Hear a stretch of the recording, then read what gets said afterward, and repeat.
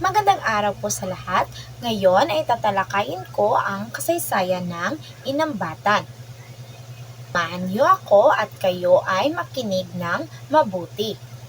So, ang Inambatan ay matatagpuan sa gilid ng paligid ng Ilog Manat. So, ito ay dating isang makapal na kagubatan at nagsisilbing sinaunang pook pangangaso ng mga Mandaya. So, ginawa ito ng mga katutubong naninirahan bilang isang inambatan. So, isang mahalagang tagpuan o lugar ng pagtitipon. So, na tinatawag nilang Inobatan ang orihinal na pangalan ng lugar. So, ang orihinal na pangalan ng lugar ay tinatawag na Inobatan. So nangangahulugan na ang tagpuan ng iba't ibang tribo kung saan ipinagdiriwang ang pagkakaibigan, pagbabahagi ng mga karanasan habang umiinom ng alak mula sa katas ng idyok o isang uri ng punong palma.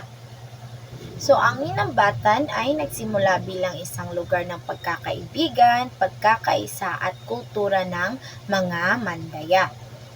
So, ang mga unang naninirahan sa Inambatan ay pawang mga Mandayang payonero ay nabuhay gamit ang mga payak na kasanayan tulad ng pangingisda sa ilog, pangangaso sa kagubatan, at pagsasaka sa mga lupaing nilinis gamit ng sinaunang paraan ng pagsunog o kaingin.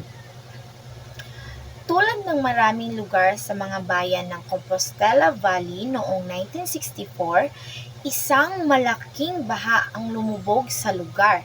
Maraming ari-arian ng pananim at buhay ang nawala at halos nasira ang kabuhayan sa agrikultura. Tahimik at payak ang buhay noon o sa mga naninirahan doon.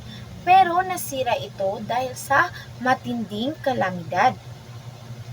So, nung pagkatapos ng kalamidad ay dumagsa ang maraming mga bagong naninirahan mula sa iba't ibang bahagi ng mga isla noong 1952. So, karamihan sa kanila ay walang trabaho at naghahanap ng oportunidad sa pagsasaka. So, hindi nagtagal, nagbago ang populasyon ng lugar. So, mula sa pagiging lupang ninuno ng mga tribo, naging isang sityo ito ng mamunga. At makalipas ang 4 na taon, ang dating tagpuan ng mga Mandaya ay naging isang barangay. Dahil sa pagdami ng naninirahan, umunlad at nagbago ang Inambatan mula sa tribong komunidad tungo sa isang opisyal na barangay.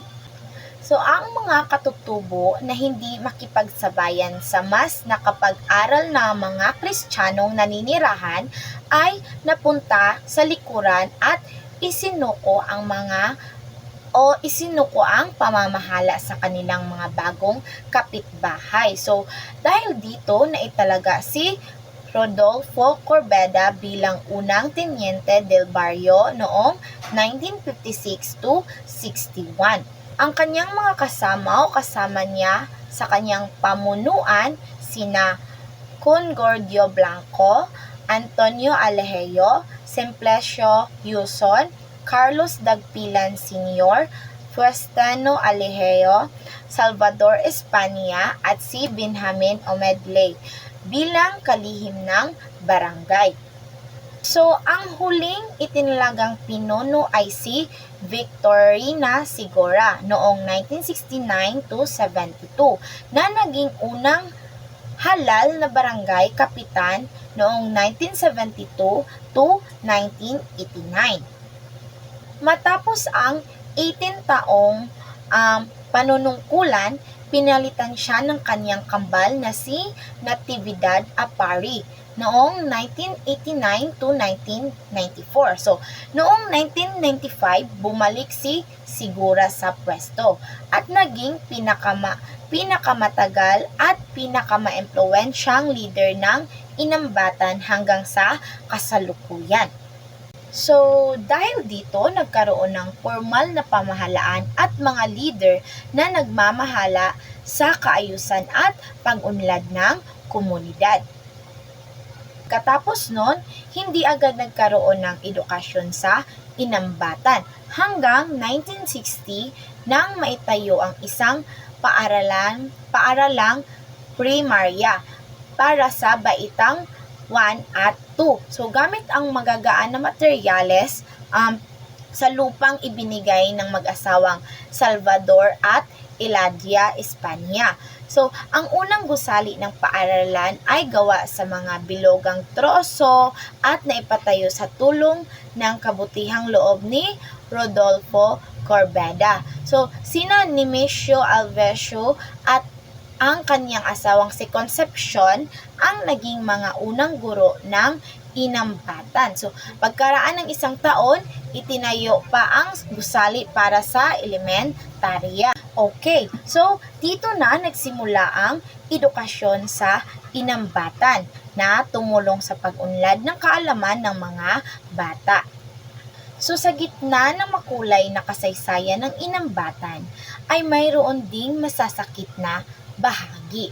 So pinakamahirap dito ang panahon mula 1970 hanggang 1988 nang dahil sa insurrection o rebellion. So, idineklara ang barangay bilang no man's land.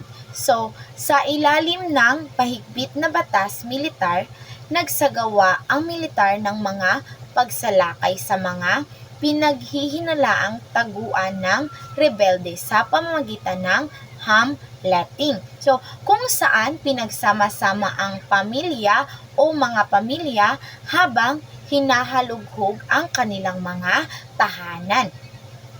So, sa kabuuan ng kasaysayan ng inambatan, makikita natin na ang inambatan ay mayaman sa kasaysayan. So, mula sa pagiging lupain ng mga mandaya, pagdanas ng kalamidad, pangunlad ng komunidad, pagtatayo ng paaralan, hanggang sa pagharap sa mga pagsubok. So, ipinapakita nito ang katatagan at pagkakaisa ng mga tao sa kabila ng mga hamon. So, ito pala ang barangay heads of Inambatan o ang mga kapitan noon at ngayon. So, nung pumunta ako sa barangay ng Inambatan ay sinabihan o kinoreksyonan ako ng barangay secretary nila na si Salvador Espina. Ay hindi pala yan Salvador Espina, kundi Salvador Espina. Tapos ito si Estiquio Doñez, ay hindi pala yan Doñez, kundi Donyos. So, yun ang sinabi sa akin ng sekretarya. At ito naman ang mga sangguniang kabataan ng Inambatan o eski nila noon at ngayon. So, ito pala ang kanilang barangay hall. At ito naman ang kanilang paaralan sa elementarya. At nang pumunta ako doon ay meron na silang tulay. So, ito ang tulay ng Inambatan. At yun lamang po at maraming salamat sa inyong pakikinig.